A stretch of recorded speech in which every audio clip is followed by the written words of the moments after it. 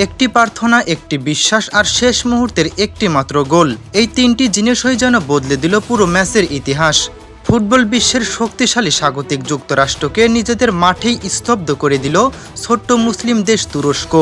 কিন্তু কিভাবে সম্ভব হলো এই অবিশ্বাস্য জয়, শেষ পর্যন্ত দেখুন, কারণ ম্যাচের শেষ কয়েক সেকেন্ডে যা ঘটেছে তা আজও বিশ্বাস করতে পারছে না অনেক ফুটবল প্রেমী। ম্যাচের শুরুটা ছিল সম্পূর্ণ যুক্তরাষ্ট্রের দখলে।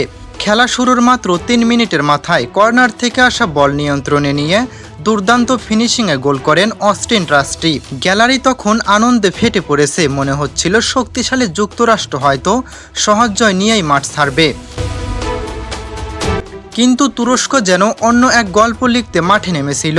মাত্র 10 মিনিটে বল পেয়ে বক্সের বাইরে থেকেই অসাধারণ এক শট নেন তরুণ তারকা আর্দা গুলার। মুহূর্তে বল জড়িয়ে যায় জালে, একটি গোল।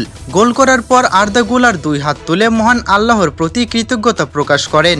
সেই দৃশ্য মুহূর্তেই ছড়িয়ে পড়ে সামাজিক যোগাযোগ মাধ্যমে। অনেক দর্শক এই মুহূর্তকে ম্যাচের অন্যতম স্মরণীয় দৃশ্য হিসেবে উল্লেখ করেন। এই গোল যেন তুরস্কের খেলোয়াড়দের নতুন শক্তি এনে দেয়। 31তম মিনিটে বিদ্যুৎ গতির এক কাউন্টার অ্যাটাক, নিখুঁত ক্রস আর দারুণ এক ফিনিশিংয়ে বারিশ আলফ ইয়লমাস তুরস্ককে 2-1 গোলের ব্যবধানে এগিয়ে দেন। প্রথমার্ধ শেষ হয় তুরস্কের হাসি নিয়েই, কিন্তু দ্বিতীয়ার্ধেই যেন আগুন হয়ে মাঠে নামে যুক্তরাষ্ট্র। একের পর এক আক্রমণ, বলের দখল, কর্নারের পর কর্নার, পুরো মাঠ জুড়ে তখন শুধু স্বাগতিকদের আধিপত্য। 49তম মিনিটে সেবাস্তিয়ার বেলহাল্টারের দুর্দান্ত শটে ম্যাচ আবারও সমতায় ফিরে আসে। এরপর মনে হচ্ছিল জয়টা শুধু সময়ের অপেক্ষা। কিন্তু তুরস্কের রক্ষণভাগ এবং গোলরক্ষক উগুরচান চাকির যেন অদৃশ্য এক দেয়ালে পরিণত হন। নিশ্চিত গোলের সুযোগও বারবার ফিরিয়ে দেন তারা। সময় গড়িয়ে যায়, 90 মিনিট শেষ, অতিরিক্ত সময় প্রায় শেষের দিকে।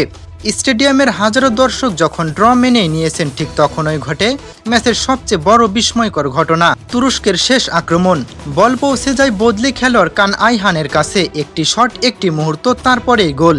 তুরস্কের খেলোয়াড়রা আনন্দে ছুটে যান একে অপরকে জড়িয়ে ধরতে, আর যুক্তরাষ্ট্রের ফুটবলাররা হতাশ চোখে তাকিয়ে থাকেন স্কোরবোর্ডের দিকে। এবারের বিশ্বকাপে আপনি কোন দল সাপোর্ট করছেন তা অবশ্যই আমাদের কমেন্টে জানাবেন।